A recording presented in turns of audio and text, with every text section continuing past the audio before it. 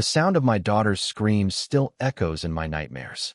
I was halfway through a county meeting when I got the call, shaky, panicked, barely coherent.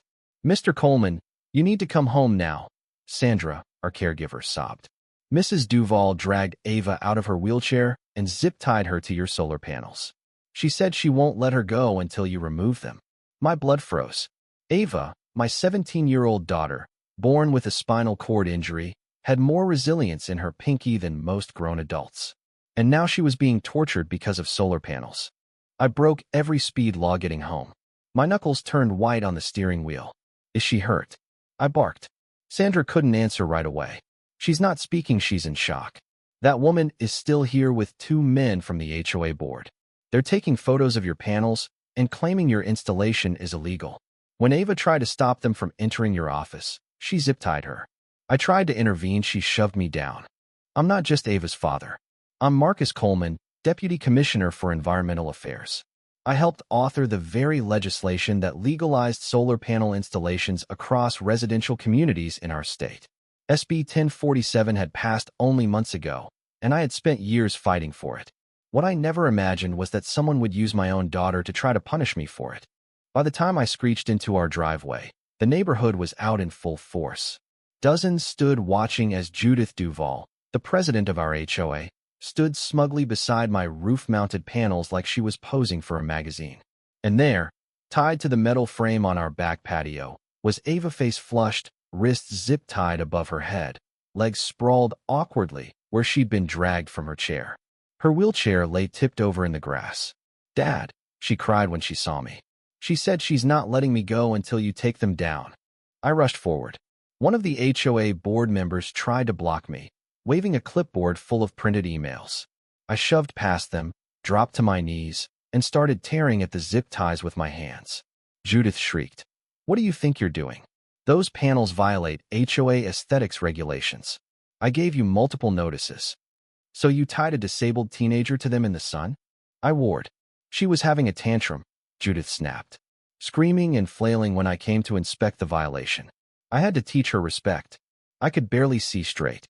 One of the officers cut the ties with trauma shears while I gathered Ava into my arms. Her skin was red hot, her wrists bleeding. "She told me I was faking being disabled," Ava whispered, sobbing into my shirt. "She said I needed to learn respect." I turned to the officer. "I want her arrested. Now." Judith scoffed. "Arrested? For enforcing the rules?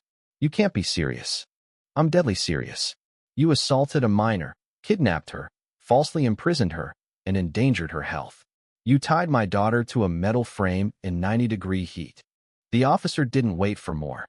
"Turn around, ma'am. Hands behind your back." Judith's arrogance cracked as the cuffs clicked into place. "You're making a mistake. I'm the HOA president. And I'm the deputy commissioner who wrote the law protecting these solar panels," I said, pulling out my ID. "Under state law SB 1047, no HOA can prohibit or interfere with residential solar energy installations. You broke the law and tortured my daughter while doing it." Judith's face turned sheet white. Neighbors watched in stunned silence. Then, like a dam breaking, people rushed to help, bringing water, blankets, shade umbrellas. Paramedics arrived and checked Ava for heat stroke, bandaging her wrists. That night, as I sat beside her hospital bed, she whispered, "Why did she hate me so much?" I didn't know how to answer. Because some people confuse control with purpose. And when they lose control, they become monsters. Judith was charged with 4 felonies. Her defense, enforcing HOA rules, was laughed out of court. The judge didn't hold back. "You are not a law enforcement officer. You kidnapped a disabled minor and restrained her in the sun over a housing code complaint. This isn't just criminal. It's inhumane." Judith received 3 years in prison with no chance of early release. A restraining order ensured she'd never come near Ava or our home again. But I wasn't finished. I ordered a full investigation into the HOA's operations. What emerged was staggering misused funds, fake invoices, personal vacations billed as community expenses. Residents came forward with horror stories, threats, fines, harassment, property destruction. Within 3 months, the board was dissolved. The 2 members present during Ava's assault were fired and faced their own charges. More importantly, Ava's case became a catalyst. I helped draft and pass the Resident Protection Act dubbed Ava's Law, which set strict limits on HOA authority and guaranteed protections for disabled residents. The bill passed unanimously and drew national praise. Our neighborhood transformed. Within 6 months, nearly every house had solar panels installed. What Judith claimed would destroy property values became the foundation of an award-winning green community. And something deeper happened too. People stopped being neighbors in name only. We became a true community, protective, alert, compassionate. They looked out for Ava, for each other.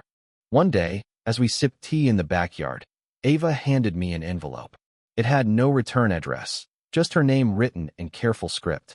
Inside was a letter, pinned on prison stationery. I am deeply sorry for what I did. There is no excuse. Every day I think about how I tied you to those panels and left you there. I was a monster. Your father was right to fight. I hope someday you can forgive me. I will never forgive myself. Judith Duval. How do you feel about this? I asked. Ava studied the letter, then quietly placed it in her drawer. I believe she means it. That's enough for now. 3 months later, another package arrived. Inside, a donation check for $50,000 to a disability rights group, made in Ava's name. The note read, I sold everything I owned. I can't undo what I did, but I will spend the rest of my life trying to atone. Ava asked me to frame that letter. It's not a reminder of what she did, she said. It's proof that standing up to bullies doesn't just change laws. It can change people too. That night, as I looked up at our solar panels glinting in the moonlight, I realized the truth. We hadn't just won a legal battle, we'd sparked a revolution of the spirit.